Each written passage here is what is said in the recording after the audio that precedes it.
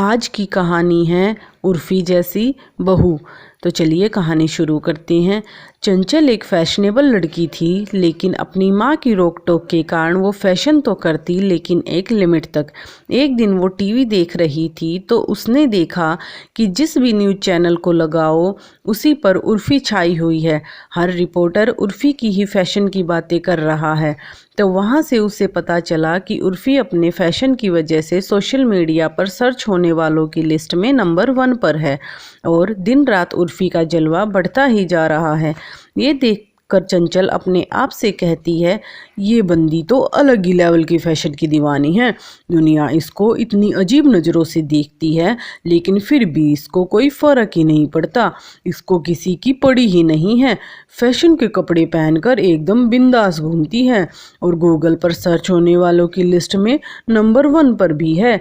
चंचल अपने आप से बातें करने में बिजी ही थी, तभी उसकी माँ वहाँ आती है और टीवी पर अपना समय बर्बाद करते देख कहती है, तू अभी तक यहीं बैठी रह, सारा दिन टीवी ही देखा कर या अपने फैशन में डूबी रहा कर। तब चंचल टीवी की तरफ हाथ करके कहती है, देखो ना माँ, ये उर्फ़ी है, इसका फैशन देखोगी तो मेरा फैशन भी फीका लगेगा।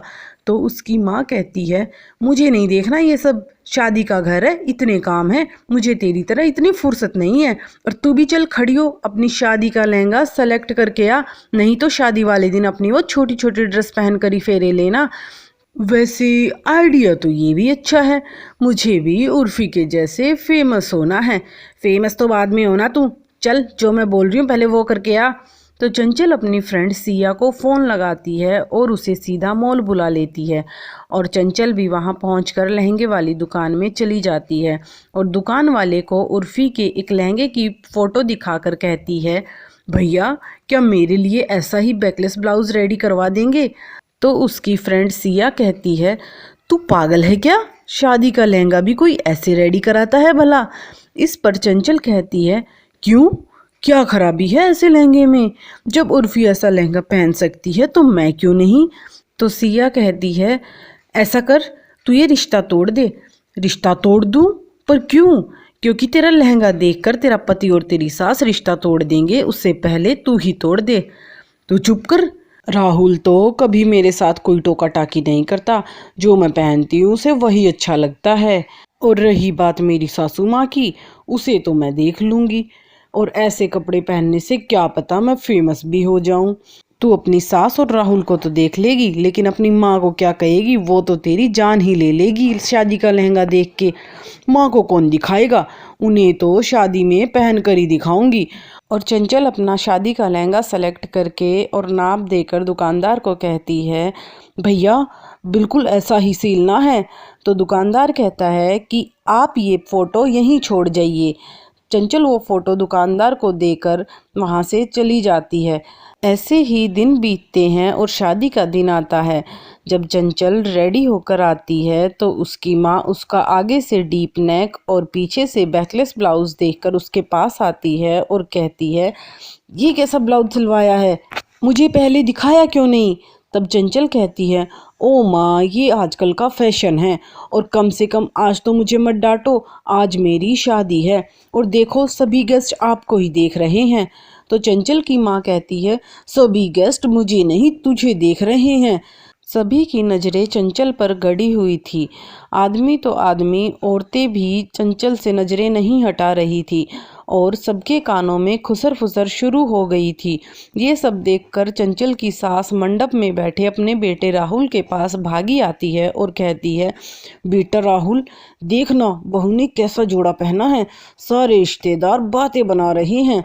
तभी राहुल बोलता है, माँ आज उसकी शादी है, उसकी शादी को लेकर उसके भी कोई अरमान होंगे, उसने अपना ऐसा लहंगा सिलवाया है तो क्या हो गया, कोई पाप थोड़ी किया है जो लोग इतना बड़ा मुद्दा बना रहे हैं, लहंगा पहनने में कोई बुराई थोड़ी ही है।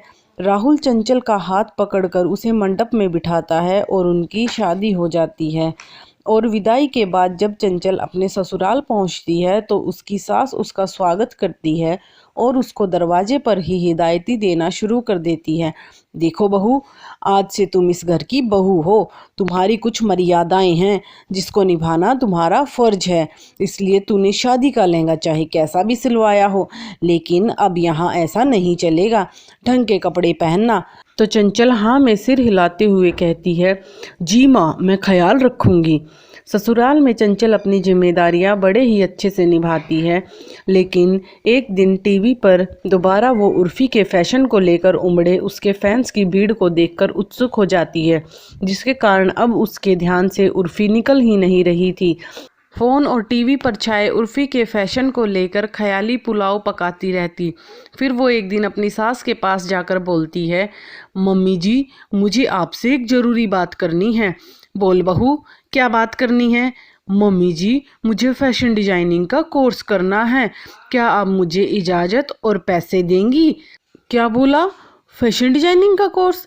तू पागल हो गई है क्या बहू? शादीशुदा लड़कियां कपड़े डिजाइन नहीं करती, अपना घर डिजाइन करती हैं, अपने घर को अच्छे से मैनेज करके। लेकिन माँ जी, मुझे सीखना है, मुझे बहुत अच्छा लगता है। माफ़ कर बहू, मैं इसकी परमिशन तुझे नहीं दे सकती। घर में रहकर तुझे जो करना है कर, या किसी और कोर्स में एडमिशन ले ले, लेकिन फैशन डिजाइनिंग के लिए मैं परमिशन नहीं दूंगी, और ना ही पैसे। उसकी सास का इनकार चंचल को गुस्से से भर देता है, और अब उसके फ़ोन में बाकी चीज़ें कम और उर्फ़ी की वीडियो ज़्यादा चलने लगती हैं, जहाँ से वो ढेरों ड्रेस डिजाइन करना सीखती है और उर्फ़ी की वीडियो देख देख कर ढीठ बनना सीख जाती है। जैसे उर्फ़ी का लोगो द्वारा मजाक बनाया जाता है, फिर भी वो अपने यूनिक फैशन सेंस को नहीं छोड़ती। चंचल भी यही करने का डिसाइड करती है। अगले दिन चंचल घर की टेबल का कपड़ा उतारती है और उससे अजीबोगरीब ब्लाउज बनाकर पहन लेती है, जिसके बाद वो अपने पति राहुल और अपनी सास के पास जाती है तो दोनों उसका ब्लाउज देखकर बोलते हैं, ये क्या पहना है? ये भी कपड़ा भी कहीं देखा देखा सा लगता है। हाँ चंचल, ये कहाँ से लाई हो? लाई नहीं, बल्कि खुद बनाया है, उर्फ़ी से सीखकर। माँ जी ने तो मुझे कोर्स के लिए मना कर दिया, अब घर बैठे ऑनलाइन सीख रही हूँ। अरे बहू, तुझे उर्फ़ी ही बनना था क्या? पूरा देश उसको उल्टा सीधा बोलता रहता है। फिर भी मुझे नहीं पता माँ जी, उर्फ़ी तो मेरी आदर्श है। चंचल इतना बोलकर वहाँ से चली जाती है। उसके जाने के बाद राहुल कहता है, माँ, आपको दे देनी चाहिए थी इजाज़त, ये उर्फ़ी बनी तो नहीं घूमती। बनने दे, एक दो दिन में इसका भूत उतर जाएगा, लेकिन फैशन डिजाइनिंग के कोर्स की इजाज़त तो मैं नहीं देने वाली। और चंचल की सास अपने कमरे में जाती है तो देखती है उसके कमरे की टेबल का कपड़ा गायब है। ये देखकर चंचल की सास को और भी गुस्सा आ जाता है और वह समझ जाती है कि चंचल ने जो ब्लाउज पहना है वो इसी टेबल के कपड़े का है। लेकिन चंचल पर तो कुछ असर ही नहीं हो रहा था, वो तो उर्फ़ी के रंग में रंग चुकी थी। वो अजीबोगरीब ड्रेस सिलती और उनको पहनकर बाहर के काम करने भी जाती।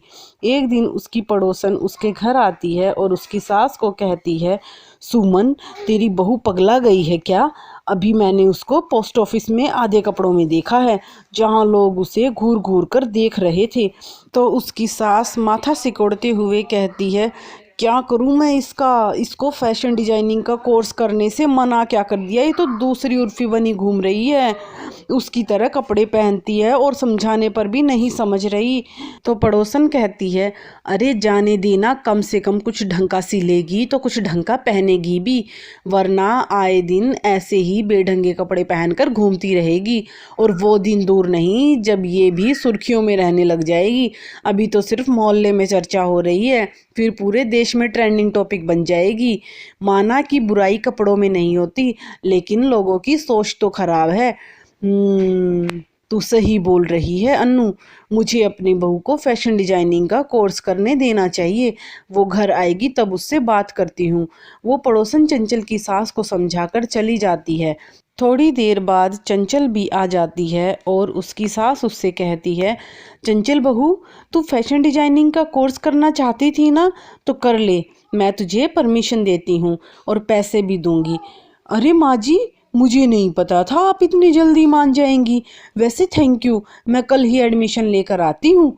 अगले दिन चंचल एडमिशन कराकर फैशन की क्लास लेना शुरू कर देती है और एक ड्रेस डिजाइन करती है और उसे पहनकर अपनी सास के सामने आती है।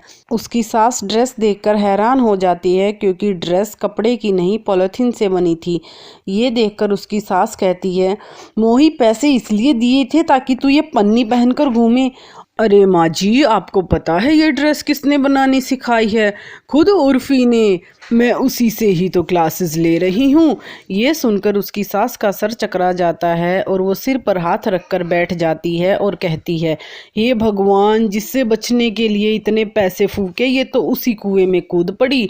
उसकी सास अब पैसे तो गंवा चुकी थी, साथ में अपनी बहू भी, क्योंकि उसकी सास की समझ में आ गया था कि उर्फी का भूत एक बार अगर किसी पर चढ़ जाए तो इतनी आसानी से नहीं उतर